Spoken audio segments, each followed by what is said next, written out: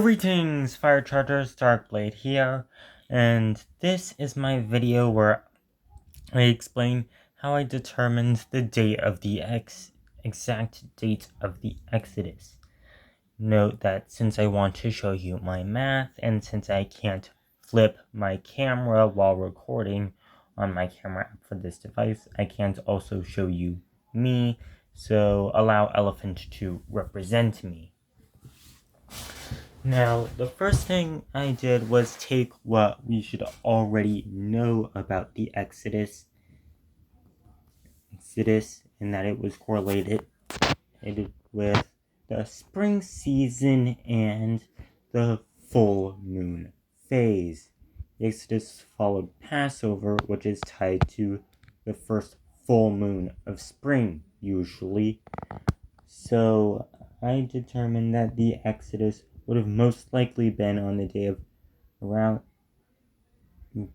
the first full moon of spring in the year in which it occurred, plus or minus 1 day.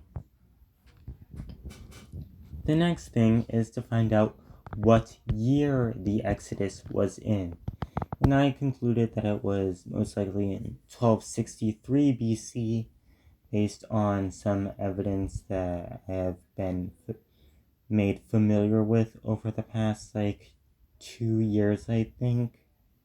Was it that? Yeah, anyway, some of this evidence includes a lot of the place names, the Egyptian place names used in the biblical text. For example, there's Baal-Zephon, Pithom, Migdol, and Ramesses. All of those are sites that were either initially built, rebuilt, or given the name that the Bible uses for, Exodus uses for them during the early part of Egypt's 19th dynasty. And in fact, Exodus 1:11 even says, what is it? Let me bring it to you. By the way, please watch to the end. That they built storm cities at locations of Pithom and Ramesses. Now, the city of Ramesses began its existence in the 13th century BC under the 19th dynasty, as when it began to exist. And also, anyway, you can see a lot more of the evidence relevant in the Exodus Rediscovered series. So I went with 1263 BC, which according to some calculations is the 25th year of the Egyptian pharaoh Ramses II. So when I decided to find out when was the first full moon of spring in 1263 BC. So I took a recent date with a known full moon, and that is July 21st, 2024. I evolved my Ursaring into Ursaluna on Pokemon Go on that night, that date, with that full moon, and converted it into its Julian day number, which is 2,460,513. I then took the length of a synodic month.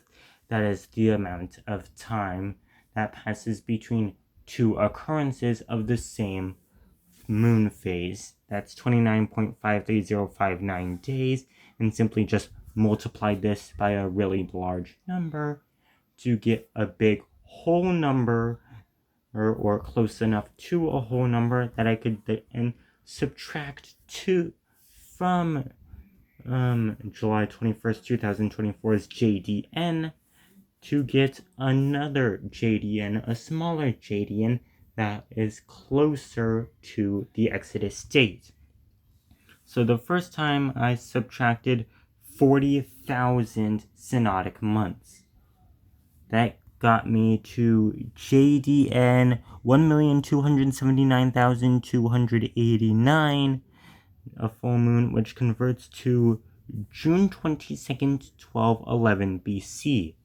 which is really close, but still a little more than 50 years off. So then I multiplied this by 600, and to an additional 600 synodic months should be subtracted. So I subtracted 17,718.354 days from this to get a new JDN number for a new date that should be a full moon, and I got 1,261,571. And I did some math to convert that to a proleptic Gregorian calendar date, and it gave me December 18th, 1260 BC. In fact, December 18th is actually my little brother's birthday, but obviously he wasn't born in 1260 BC. By the way, all of these dates are in the proleptic Gregorian calendar. For the proleptic Julian calendar, or in the 13th century BC, you would add 11 days, not subtract. Here in this AD era, the Julian calendar date is smaller than the Gregorian calendar date. For example, in the Julian calendar, it's currently like July 11th, but in the BC days, the Julian calendar is further ahead.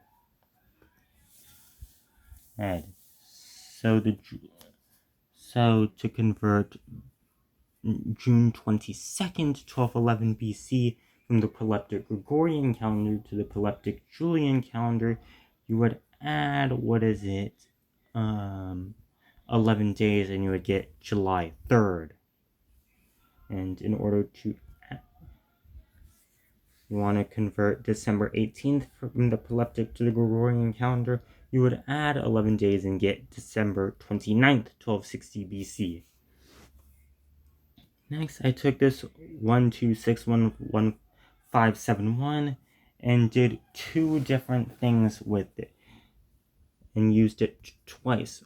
One time subtracting 1,329 days, which is 45 lunar month synodic months, and that gave me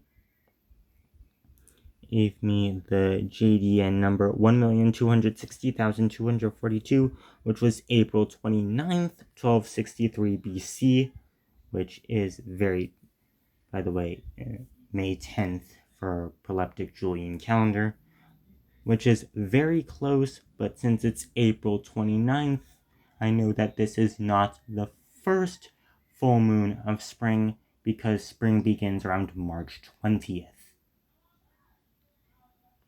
So then I took this 1,261,571, aka December 18th, 1260 BC, and used it again to subtract a different number of synodic months from it.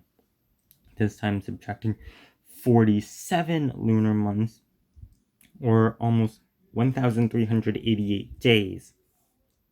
And that gave me a Julian date number, that's JDN, not to be confused with a date on the Julian calendar, of 1,260,183, which converts to March 1st, 1263 BC.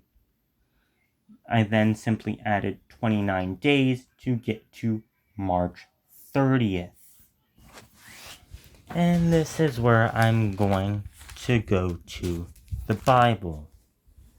Where do I want to go? Exodus 12.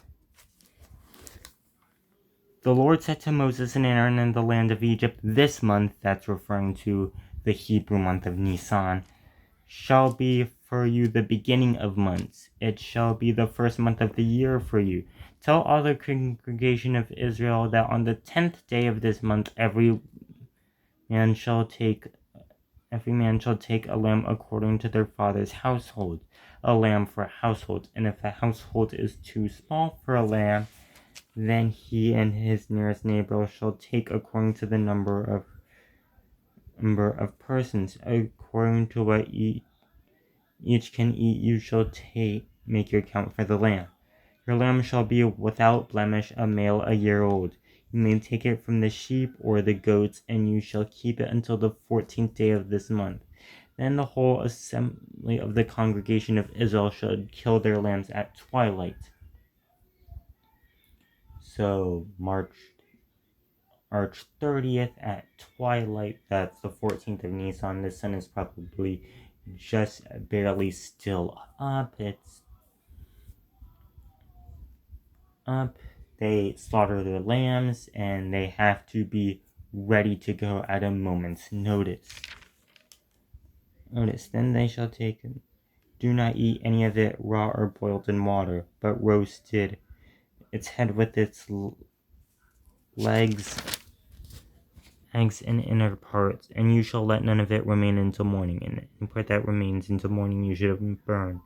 In this manner you shall eat it, with your belt fastened, your sandals on your feet, your staff in your hand, and you shall be in haste. For I will pass through the land of Egypt in the night, and will strike down all the blood. So they had to be ready, because God could literally make the call to leave at any time. Make the sign to leave at any time. So on March 30th at twilight, probably like very late evening, almost nighttime, the 14th of Nisan or Abib, they slaughter the lambs, and then the sun actually sets, which would cause the Hebrew calendar date to update to the 15th of Nisan. And then the 10th plague happens at midnight, and midnight's the time that the Julian or Gregorian calendar date updates. So this would update the proleptic Gregorian date to March 31st, or the proleptic Julian date to April 11th. And then later that night, Pharaoh finds out that his oldest son is dead and sends word to Moses saying, leave and take your people with you. And they're basically out then. Might have been like still before sunrise, maybe it was like a little later in the morning. Anyways, Numbers 33:3 confirms that they left on the 15th day of the first month, the day after Passover. So what did I do? I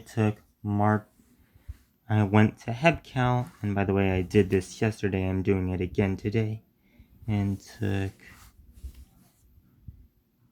the 30th March, and let's convert it.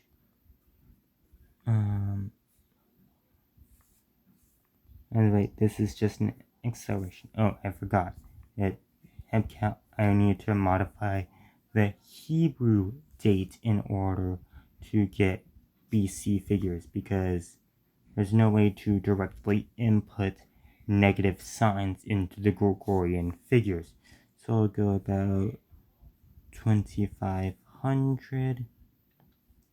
Yeah, it's April 9th, 1260 BC.